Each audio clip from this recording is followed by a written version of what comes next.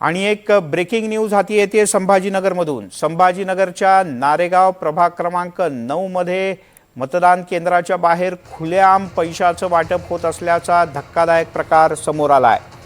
या क्षणाची एक सगळ्यात मोठी बातमी, त्याचा एक व्हिडिओ सुद्धा काही जणांनी काढलाय। बूथ केंद्राच्या बाहेरच पैसे वाटले जात होते। आकाश सावंत आपले प्रतिनिधी आपल्यासोबत आहेत। आकाश, कुठला प्रकार आहे हा? नक्कीच कायम या नाही त्या कारणाने चर्चेत असलेली संभाजीनगर महानगरपालिकेच्या निवडणुकीसाठी आज मतदान प्रक्रिया जी आहे ती पार पडताना बघायला मिळत आहे। त्यातच काल रात्री जे आहे नारेगाव परिसरामध्ये 2 गटामध्ये राडा झाला होता। यात काही जण जखमी झाल्याचं देखील बघायला मिळत होतं। मात्र आज सकाळी त्याच परिसरामध्ये पोलिसांनी मोठा तगडा बंदोबस्त देखील तैनात करण्यात आला होता।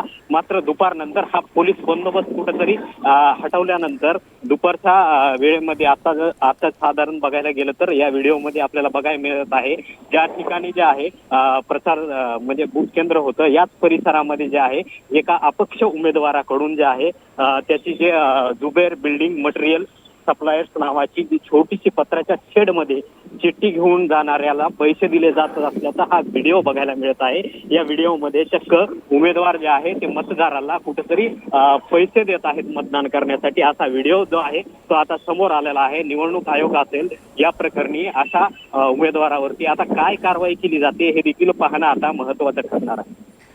आकाश, तुर्तास धन्यवाद या माहितीबद्दल। आपण पुन्हा एकदा हा व्हिडिओ बारकाईनं पाहूयात। एक बिल्डिंग मटेरियल सप्लाय कंपनीचं हे ऑफिस आहे।